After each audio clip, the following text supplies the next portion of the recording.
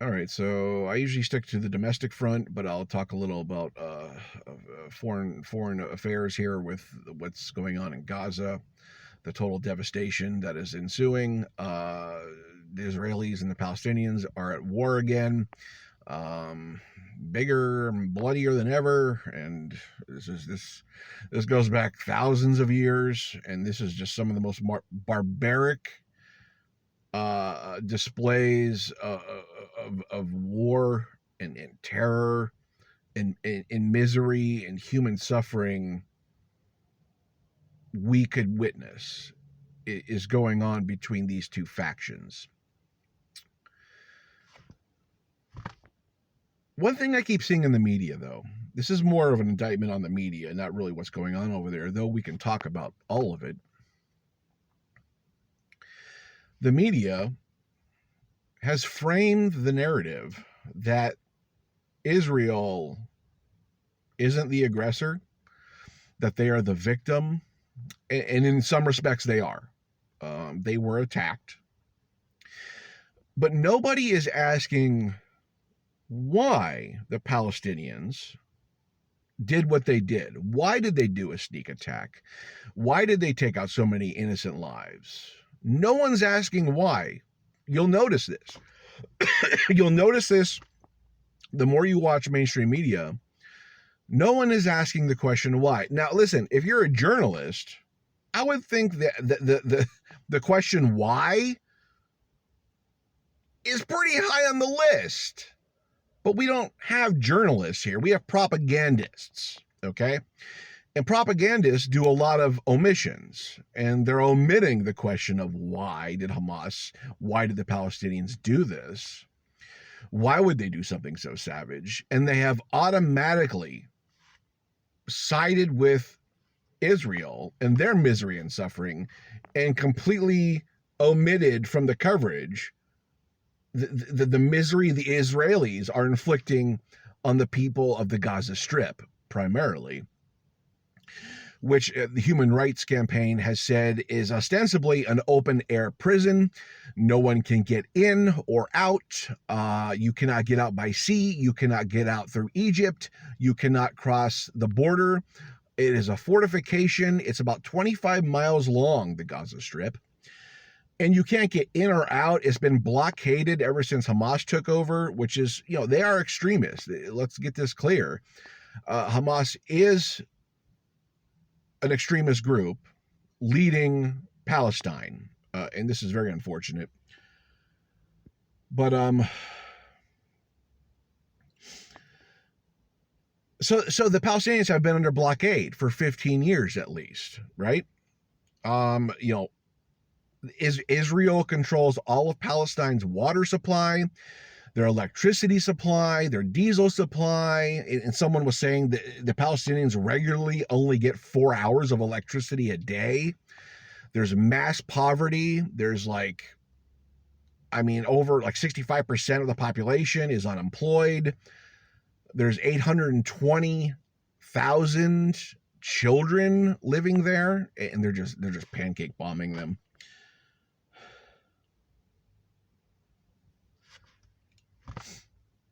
The images are just devastating. I never want to see those images again.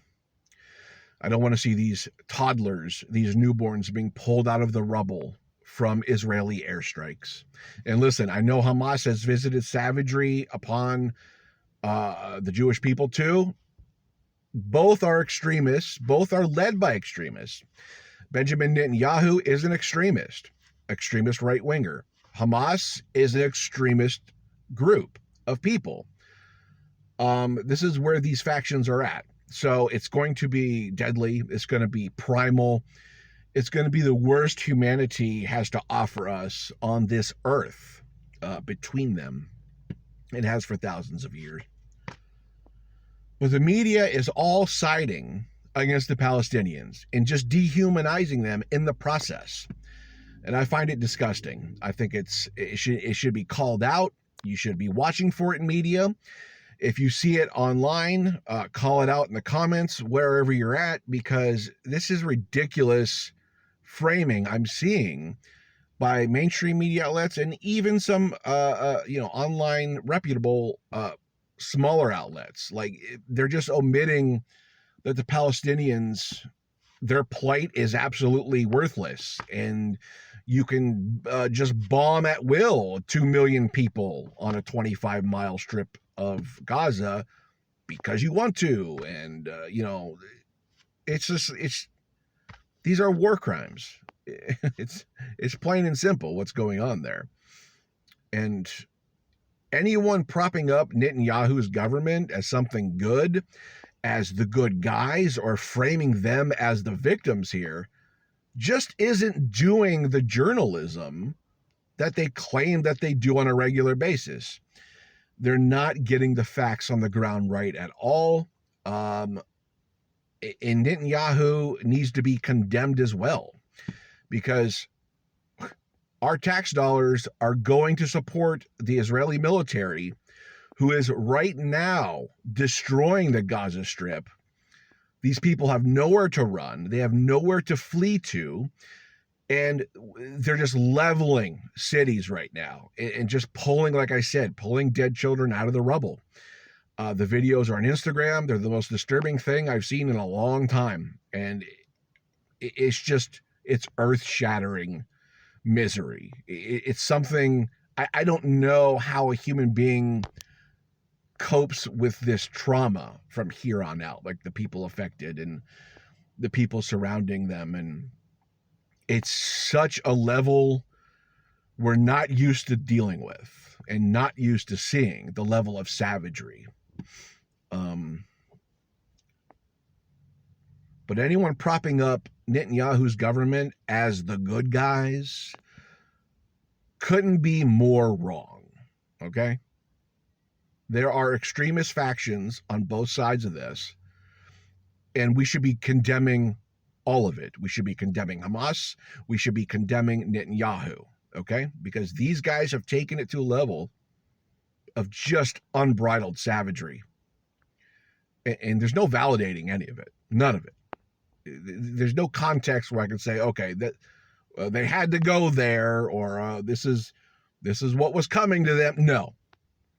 This is the most inhumane acts of depravity, of human suffering in the world today. I hope you don't see those images. Maybe we need to see the images, though. You know what I'm saying? Kind of like to wake people up and show them what Netanyahu is doing, as well as, Hamas or whoever's doing this extremist violence. Just be consistent. I mean, we're against Vladimir Putin and his occupation of Ukraine and his targeting of civilians. Well, why aren't we against Israel's occupation of Gaza and their targeting of civilians? It's like the same thing's playing out, but we're on one side in Ukraine and we're on one side over here with Israel. They're doing the same thing, though. You see? It doesn't make any sense. It's not consistent. One thing that leaped out to me, the people in Gaza are brown and the people of Ukraine are white. I'd like to think something has to do with it there, because naturally, imperialists devalue people of color. They always have. And I think that's showing its ugly head to us right now, because the same situation is happening in Russia, where they're illegally occupying something, and then you have Israel illegally occupying Gaza.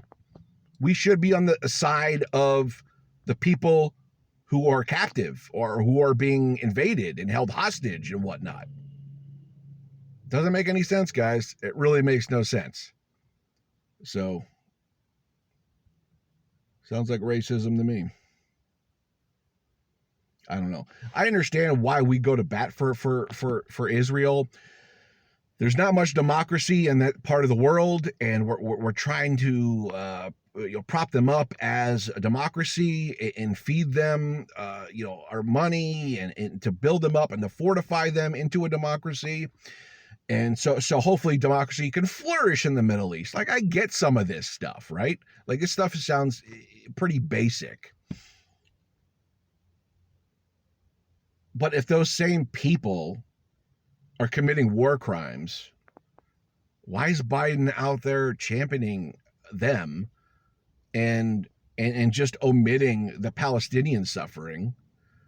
Hamas and Palestinians, they're not one and the same. It's their leadership. They have extremist leadership, yes. But not all of Palestine is Hamas. Does that make sense?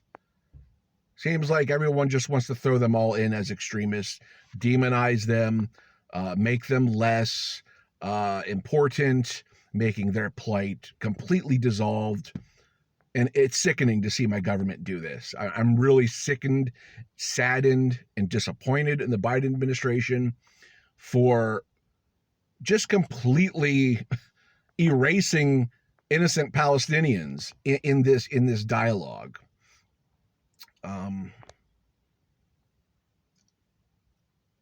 I can't stand by and not call that out. That has to be called out.